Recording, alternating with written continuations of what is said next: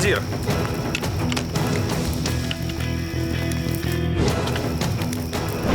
Пауль Вильгельм Зиберт, лейтенант, 230-й пехотный полк. Товарищ старший майор, личное дело Николая Кузнецова. Оставляй. Решите идти? Есть.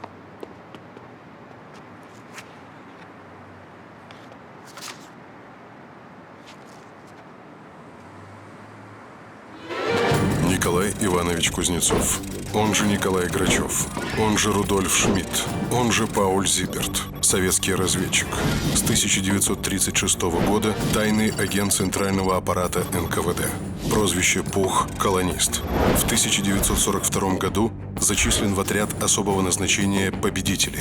Под именем немецкого обер-лейтенанта Пауля Зиберта вел разведывательную деятельность в городах Ровно и Львов. Основная задача – проведение так называемой линии Т – террор. Беспощадный террор, который осуществлялся против немецких войск практически на всей оккупированной врагом территории. Террор, который в годы войны стал обыденной профессией для сотен советских офицеров. Террор, который вели специальные подразделения, состоящие из профессионально подготовленных диверсантов.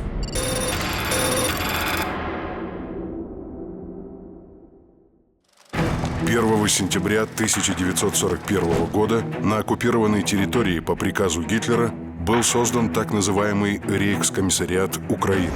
Он включал в себя почти всю оккупированную территорию тогдашней УССР, за исключением Галиции и области между Днестром и Южным Бугом, захваченной Румынией.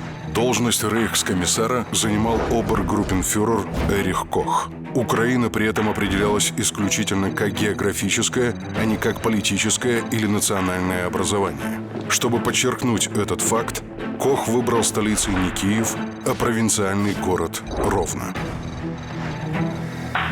А 5 июля 1941 года в Москве для организации разведывательно-диверсионной работы в тылу немецкой армии была сформирована особая группа при Наркоме внутренних дел СССР. Возглавил ее старший майор Павел Судоплатов. Город Ровно. Здесь находятся основные учреждения оккупационной администрации на Украине, тыловые части, управление экономикой округа, судебное учреждение и резиденция рейхскомиссара. Ваша главная цель – ликвидация Коха.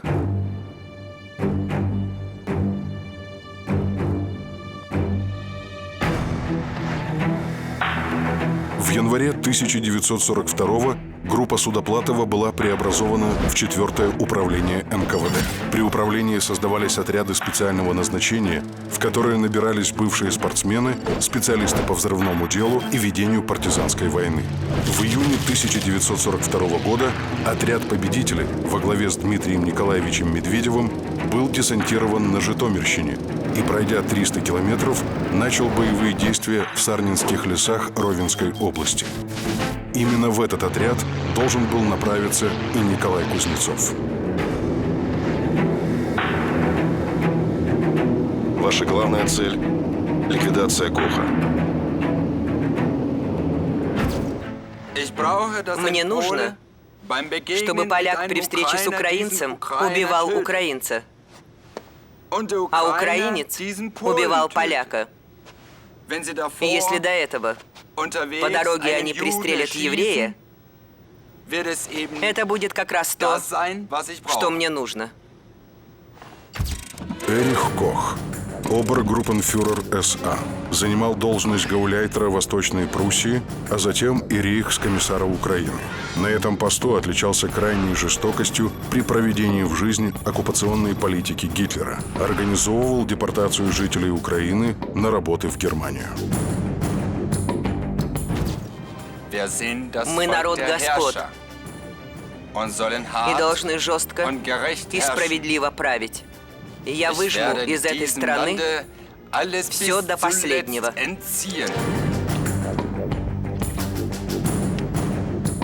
К июлю 1943 года из Украины в Германию уже было вывезено более 3,5 миллионов тонн зерна, 500 тысяч тонн картофеля, 155 тысяч тонн сахара, 100 тысяч тонн бобовых, 50 тысяч тонн масла. Это примерно 1/10 часть годового производства этих продуктов во всем Советском Союзе. На работы в Третий Рейх было насильственно отправлено 2 миллиона человек. Для сравнения, до войны население крупнейшего города Украины Харькова составляло 901 тысяча человек.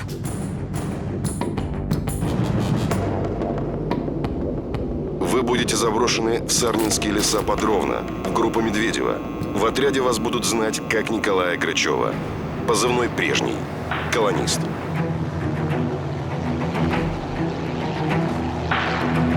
В городе Ровно располагались основные учреждения немецкой администрации. Всего свыше 240 управлений и штабов, в том числе и резиденция Эриха Коха. Город являлся также центром Генерал-Бецерка, округа Волынь. Именно здесь находился немецкий суд во главе с оберфюрером СА Альфредом Функом, штаб командующего Остгруппен генерал-майора Илькина, штаб начальника тыловых воинских частей генерал-лейтенанта Китценгера и другие учреждения.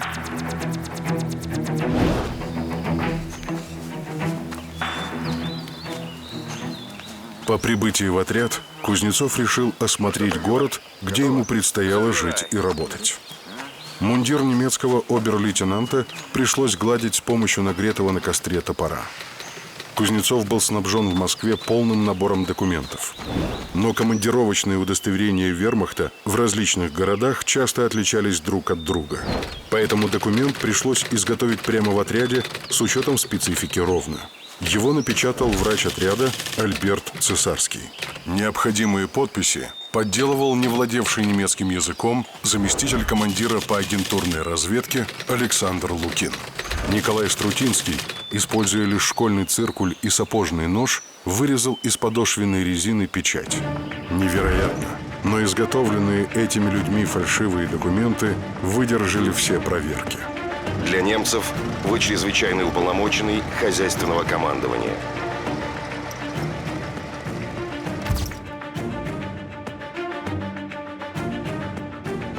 Колониста сопровождали 3 бойцов отряда: Владимир Струтинский,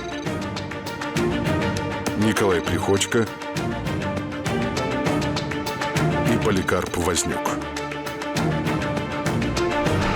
В 50 метрах от центральной площади на Кёнигсбергштрассе располагалась жандармерия.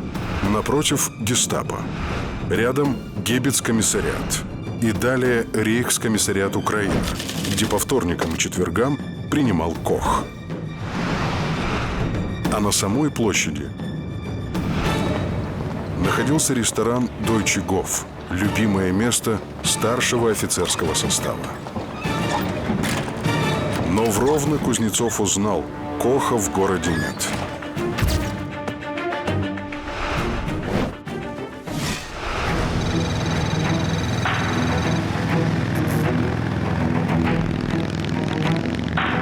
А пока Коха не было в городе, колонист не терял времени даром и начал проводить мероприятия под литерой «Т» – истребление высокопоставленных офицеров вермахта. Для этого на загородных шоссе вокруг Ровно было организовано несколько подвижных засад, которые разведчик называл «охота на индюков». Папашка, пулеметчик, Митяй водитель. Остальные по машине. Огонь!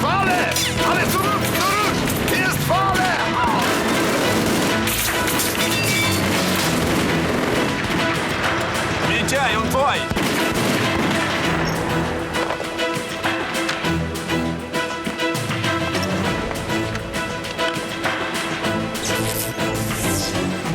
Рейхскомиссар словно чувствовал, что на него объявлена охота.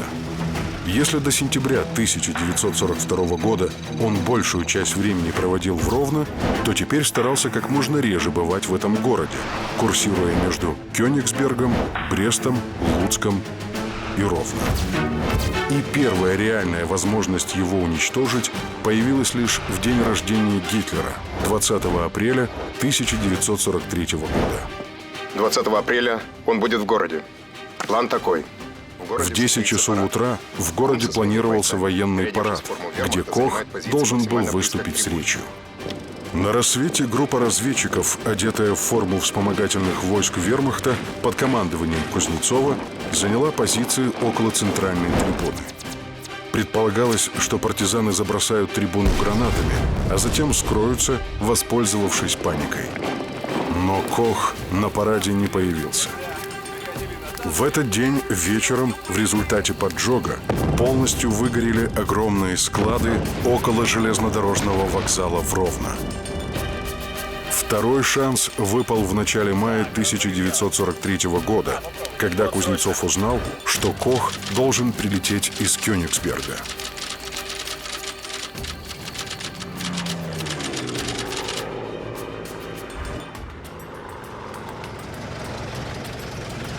Бойцы просидели в засаде целый день, а связной с аэродрома так и не прибыл.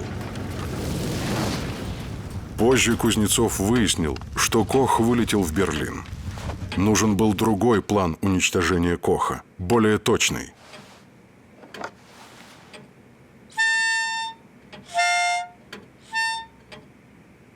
И такой план был разработан. Guten Tag. Sie sind Frau Фрау Лисовская? Лисовская. Я. Да-да. Вам привет от Попова. Лидия Лисовская, бывшая польская балерина. По некоторым сведениям, работала на польскую разведку под псевдонимом «Фарфоровая куколка». Во время войны начала сотрудничество с НКВД. Работала экономкой в доме командующего войсками Остгруппен генерала Макса Ильгина. В ее квартире в Ровно часто бывали немецкие офицеры и чиновники. Лидия Лисовская познакомила Кузнецова с Валентиной Довгер. Именно с помощью Довгер Кузнецов планировал провести очередное покушение на Коха. Знакомьтесь, Валентина Довгер. Николай. Николай. Валентина Довгер, дочь разведчика из партизанского отряда Медведева-Победители, погибшего в марте 1943 года. Добровольцем вступила в отряд и была направлена в Ровно в помощь Кузнецову.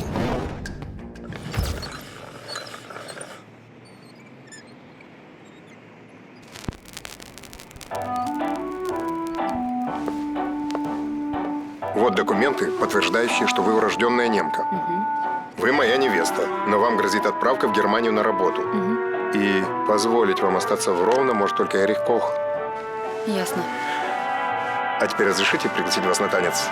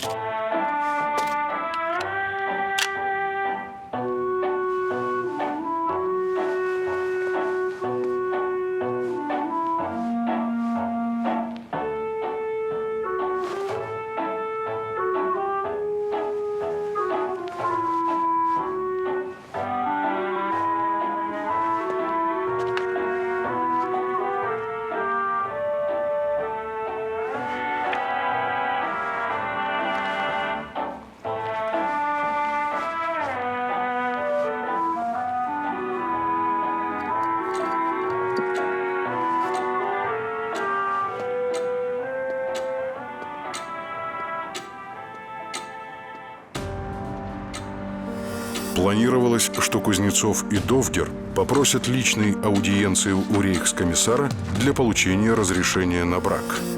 Девушка должна была отвлечь внимание охраны, а разведчик вытащить из кармана пистолет и застрелить Коха. Bitte schön. Прошу вас. Nein. Нет, Nur die Frau. только фрау.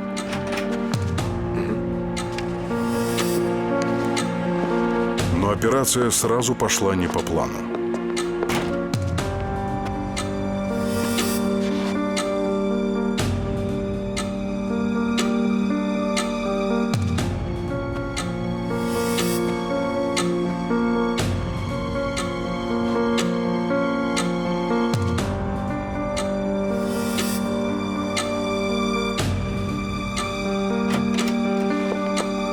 Herr Oberleutnant, jetzt hier. Прошу вас, обер-лейтенант.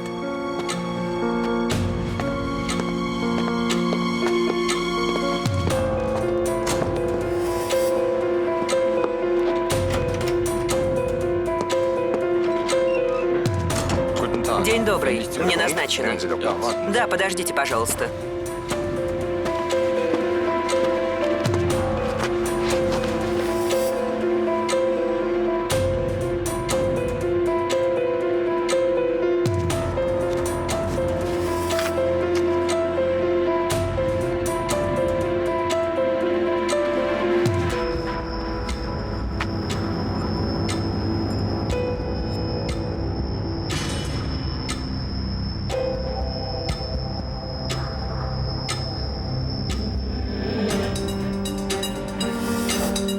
Кузнецов стоял в метрах 5 от стола Коха. Возле него находились трое охранников, не спускавших глаз с его рук. Кроме того, в кабинете сидела овчарка. Колонист понял, что если даже он сможет вытащить пистолет, то выстрелить не успеет. Вы хотите жениться на девушке неарийского происхождения? Sie ist Volksdeutsche. Она фольксдойче. Женитесь, обер-лейтенант. Но не задерживайтесь в тылу надолго.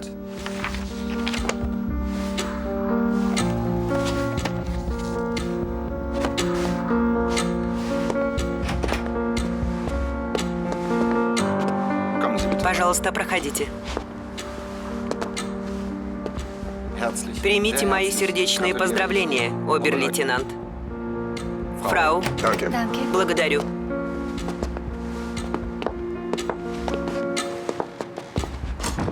Радиограмма. Центр Тимофею.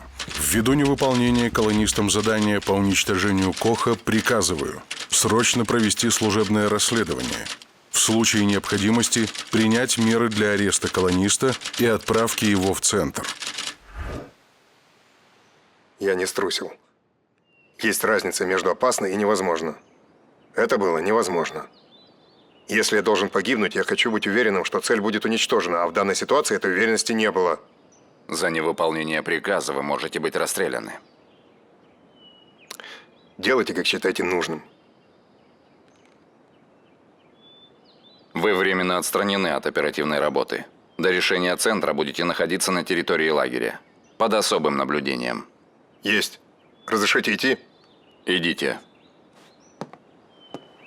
Так вот, я и говорю, значит. Вась, а где ты бьешь морковочку? Отлично, морковочку. Получил по полной.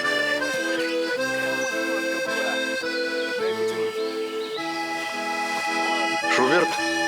Ага. Фриц. Да нет, Франц.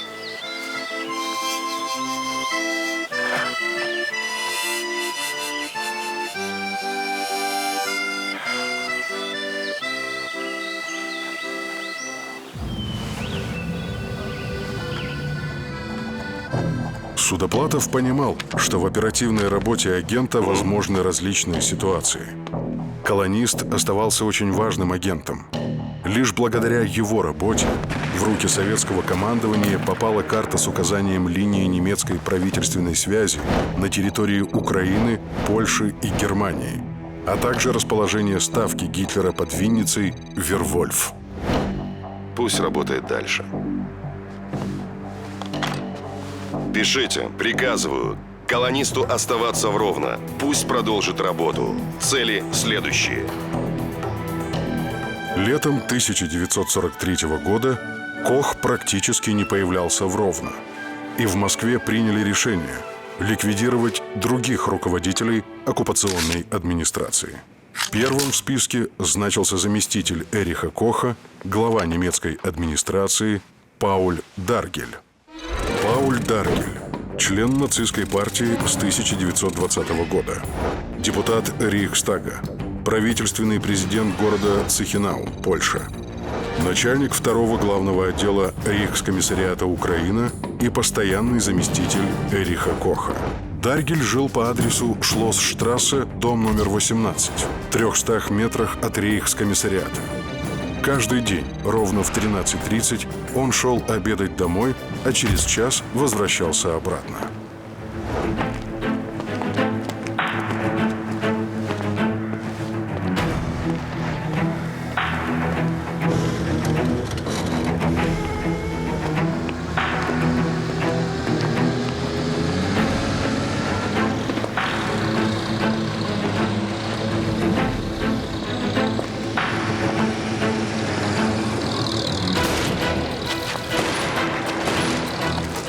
Через несколько дней выяснилось, что Кузнецов застрелил не Даргеля и его адъютанта, а приехавшего из Берлина руководителя главного отдела финансов при рейхскомиссариате, министерского советника Ганса Геля и кассового референта Винтера.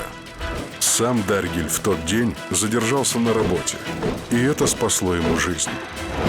По замыслу советской разведки, это убийство предполагалось представить как действие западноукраинских националистов. На месте покушения колонист специально бросил бумажник дорогой берлинской фирмы. В бумажнике находился членский билет берлинской ячейки Организации украинских националистов и письмо отделением ОУН на Украине. В письме предписывалось в связи с явным проигрышем Германии войны начать действовать против немцев, чтобы привлечь симпатии населения. В бумажник также вложили несколько советских купюр, 20 американских долларов, 140 рейхсмарок и золотые царские десятки. Комбинация была рассчитана точно. После покушения немцы сначала арестовали, а затем расстреляли свыше 30 видных деятелей Организации украинских националистов. Ничего, одним годом меньше будет. А Даргеля мы гранаты возьмем. Поехали. 30 сентября 1943 года в Ровно прозвучал взрыв. Рейхскомиссару Украины Эриху Коху. 30 сентября 1943 года к дому регерунгс президента Пауля Даргеля на улице Шлоссштрассе, 18 подъехал автомобиль. Когда глава администрации выходил из своего особняка, пассажир автомобиля, одетый в форму обер-лейтенанта, бросил в него гранату. В результате взрыва господин Даргель получил тяжелые ранения. В госпитале ему были ампутированы обе ноги. Взрывом убит проходивший мимо полковник вермахта. Есть основания полагать, что русский агент также получил ранение, но с места преступления сумел скрыться. Начальник гестапо города Ровно. Так. Надо извлечь осколок. Как раз осталась одна ампула новокаина. Не надо, я потерплю.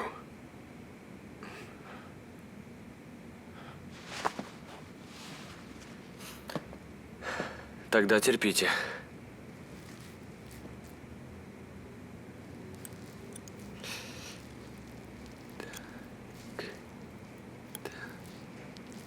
Так, терпите. Держи. Для поимки Кузнецова были выделены дополнительные силы гестапо.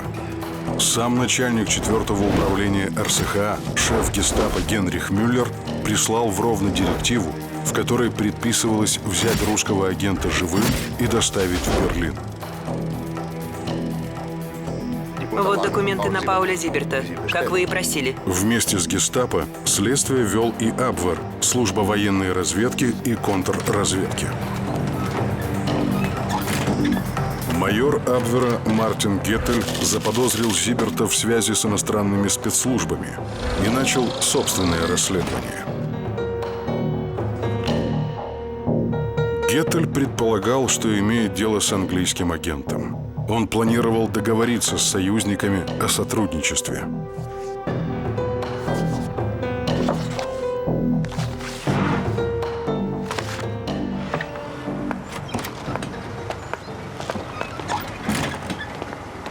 Вы позволите, обер-лейтенант? Прошу вас, как ваше плечо, господин Зиберт? Хочу переговорить с вами с глазу на глаз. Такие разговоры следует вести в другом месте, господин майор. Кузнецов пригласил Геттеля на квартиру одного из подпольщиков. Дальнейшая судьба майора неизвестна. Его тело так и не было найдено. Приказываю организовать похищение с последующей переправкой в Москву командира 740-го соединения Остгруппен генерала Макса Ильгина. Макс Ильгин, генерал-майор, родился в Кёнигсберге в 1894 году в семье мясника. С 1920 по 1935 год служил в полиции. В 1935 году вернулся в вермахт в звании майора. В августе 1943 года назначен командиром 740-го соединения Остгруппен. В задачу генерала входила и разработка плана по ликвидации партизанских отрядов. Дом Ильгина был окружен забором из колючей проволоки. Наружную охрану днем нес часовой из солдат восточных батальонов, а после 6 вечера и до 6 утра усиленный пост из 3 солдат. Справка. Остгруппен. Восточные легионы. Добровольческие формирования из военнопленных, призывников и добровольцев с оккупированных территорий СССР, которые сражались на стороне Германии в ходе Второй мировой войны.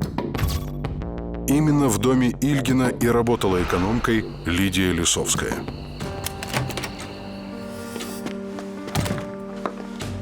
Он будет через полчаса. Позови часового. Євсію, іди на сюди.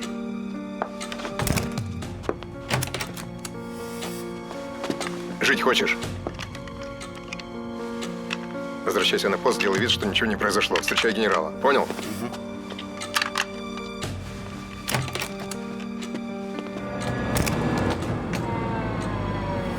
Он приехал.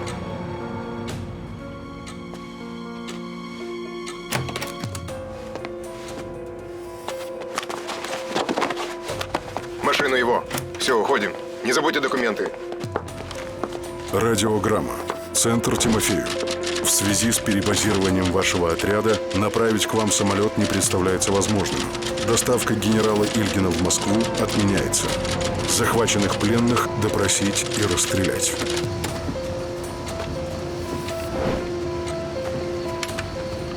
Поехали. Завтра утром у нас еще встреча с судьей Функом.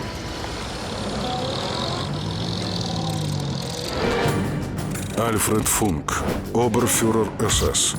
До назначения на Украину был главным судьей в оккупированной немцами Чехословакии и безжалостно расправлялся с чешскими патриотами. Прибыв на Украину, Функ продолжал свое кровавое дело. По его приказам поголовно расстреливали заключенных в тюрьмах, в концлагерях, казнили тысячи ни в чем не повинных людей. Каждое утро перед началом рабочего дня Альфред Функ брился в парикмахерской напротив здания суда. Пользовался он услугами лишь одного мастера – пожилого поляка Яна Анчика. Анчик, бывший майор польской армии, на самом деле был одним из агентов советской разведки.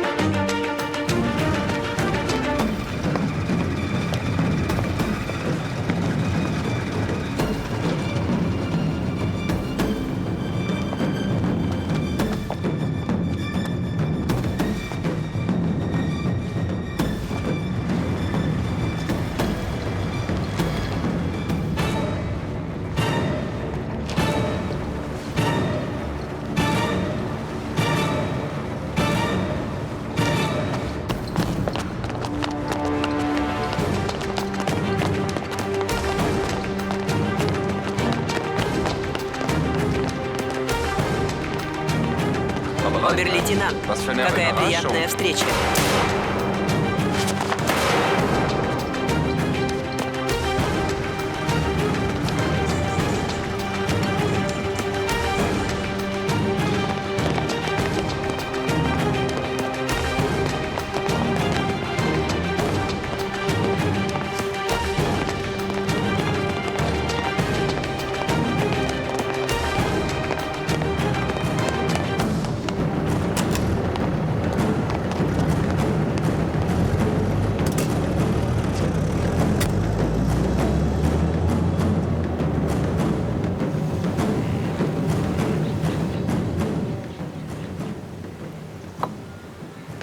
Благодарю.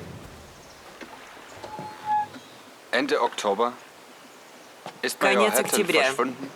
Исчез и до сих пор не найден майор Геттель. 10 ноября покушение на Германа Кнута. Через 5 дней выкраден неизвестными генерал Ильгин. И уже на следующий день убит судья Функ. Позвольте спросить, чем у вас в городе занято гестапо? Отныне операцией по принятию радикальных мер в Ровно руководил сам рейхсфюрер СС Генрих Гиммлер. В город прибыла зондеркоманда Айнзацгруппы С 4-го управления РСХА гестапо, в задание которой входило найти и ликвидировать советского разведчика.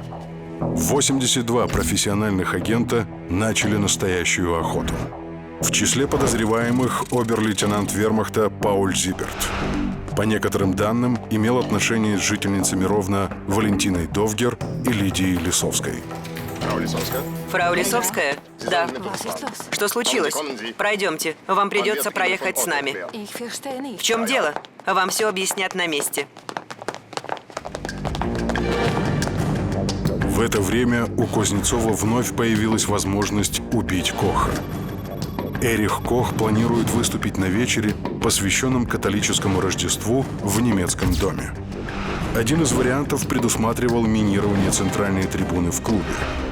Однако Кох сначала перенес собрание на 22 декабря, а затем и вовсе решил провести этот вечер за пределами Ровно. Взрыв пришлось отменить. Всего через месяц, 27 января 1944 года, началась Ровно-Луцкая наступательная операция советских войск на Украине. Спецотряд «Победители» получил приказ продвигаться в тыл немецких войск вслед за отступающими частями вермахта.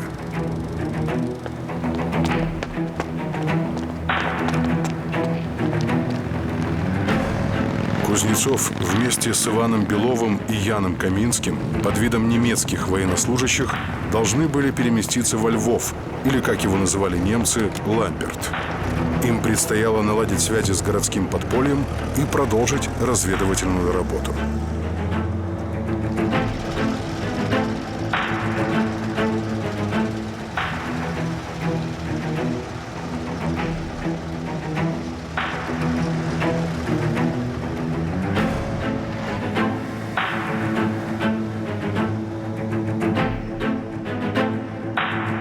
В ночь на 29 января советские части, развивая наступление, повернули на юго-восток и оказались в тылу немцев, оборонявших Ровно.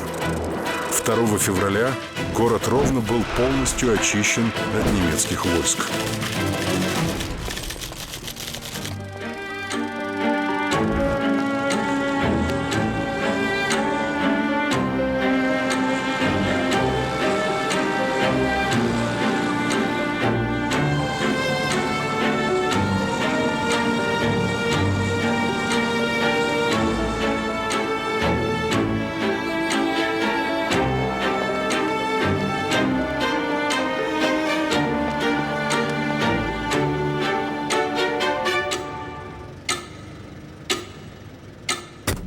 Дрозд передал, что в квартире гестапо. Уже 3-я явка провалена. Ищут обер-лейтенанта вермахта. Куда едем? На Воловую, к штабу Люфтваффе. Ты с ума сошел? Тебя ищет гестапо всего города. На Воловую, к штабу Люфтваффе.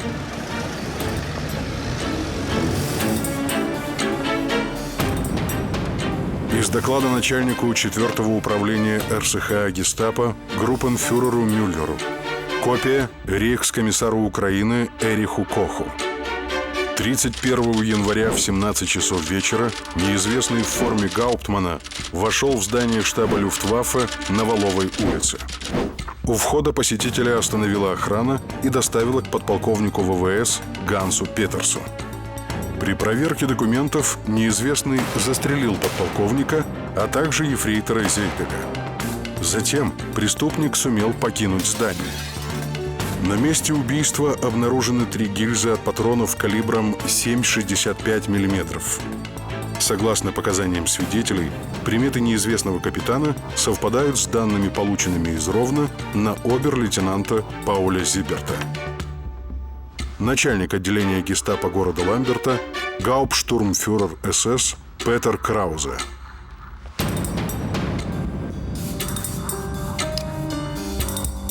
Гестапо доставило во Львов Лисовскую, чтобы та опознала Зиберта. Его приметы и фотографии были разосланы во все отделения полевой жандармерии и гестапо, а также на все посты на выезде из города. Во Львове проводились облавы и тотальные проверки документов у жителей города и немецких офицеров. За поимку Зиберта была обещана награда в 25 тысяч марок.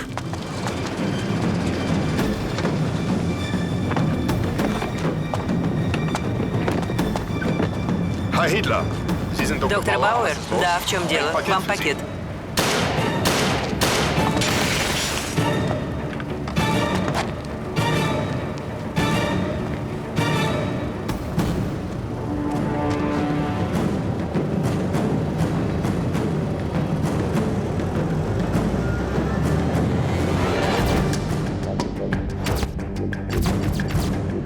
Из немецкой прессы. 9 февраля 1944 года вице-губернатор доктор Отто Бауэр, шеф правительства дистрикта Галиция, пал жертвой большевистского нападения. Вместе с ним погиб его ближайший сотрудник, начальник канцелярии президиума губернаторства доктор Генрих Шнайдер. Они погибли за фюрера и рейх. Изначально Кузнецов имел инструкции переехать в Краков. Там, выполнив задание, он должен был пробиваться в партизанский отряд или осесть в подполье, ожидая прихода советских войск. Однако прорваться в Краков было уже практически невозможно. Впереди пост. Поворачивай налево. Стой. Сегодня ночуем здесь. Завтра нужно выбираться из города и идти к линии фронта.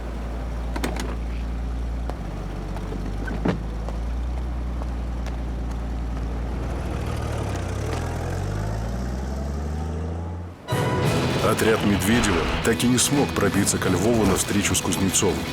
В схватках с врагом партизаны понесли ощутимые потери. Не хватало продовольствия и боеприпасов. Сам командир отряда был тяжело болен и мог передвигаться только на санях. Партизанам Медведева был отдан приказ прекратить рейд по вражеским тылам и идти на соединение с частями Красной Армии. Кузнецов также получил приказ двигаться к линии фронта. 28 февраля 1944 года для поддержки колониста отправлен отряд. Гранату. Встреча с колонистом запланирована юго-восточнее Львова в районе Перемышля через 7 дней. Документы, пожалуйста.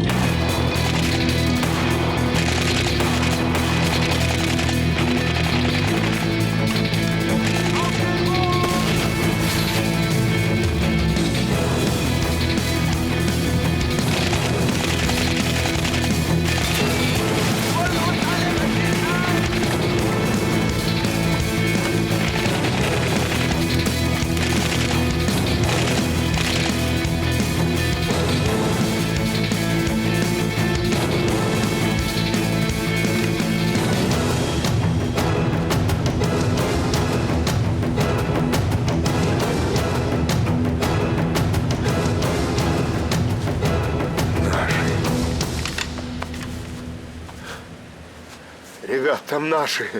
Разведчик едва ли не впервые ошибся.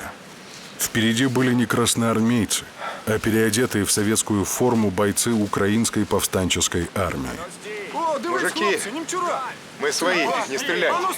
Коммунисты. В схватке с ними в селе Боротин погибли Иван Белов, Ян Каминский и Николай Кузнецов. Останки Николая Кузнецова и бойцов его группы были обнаружены 17 сентября 1959 года в урочище Кутыки. Судебно-медицинская идентификация и реконструкция облика Кузнецова по черепу выполнялись сотрудниками Института этнографии Академии наук СССР имени Герасимова. Пауль Даргель, несмотря на потерю обеих ног, продолжал числиться заместителем Коха. С 1944 года уполномоченный имперского руководства НСДАП по восточным вопросам, а также по связям с генералом Власовым. Начальник штаба фолькштурма в Восточной Пруссии. По некоторым данным, после войны проживал в Ганновере. Эрих Кох. После войны 4 года скрывался в британской зоне, получая пособие по безработице в размере 18 марок. Был арестован в 1949 году и передан польскому правительству. Суд приговорил его к смертной казни, которая была заменена пожизненным заключением по причине слабого здоровья. Прожил в заключении 27 лет и умер в тюрьме Барчево в возрасте 90 лет. Тюрьмой для Коха служила просторная комната в замке с телевизором, библиотекой и свежей западной прессой. Лидия Лисовская была убита при неизвестных обстоятельствах 26 октября 1944 года на уже освобожденной от немцев территории Украины в селе Мазярка Хмельницкой области. Валентина Довгер в 1944 году была арестована гестапо, подвергнута пыткам и вывезена в Германию в концлагерь. С 1950 года жила в Воронеже. Награждена орденами Ленина, Отечественной войны первой степени и медалями. 5 ноября 1944 года указом Президиума Верховного Совета СССР за исключительное мужество и храбрость при выполнении заданий командования Николай Иванович Кузнецов был посмертно удостоен звания Героя Советского Союза.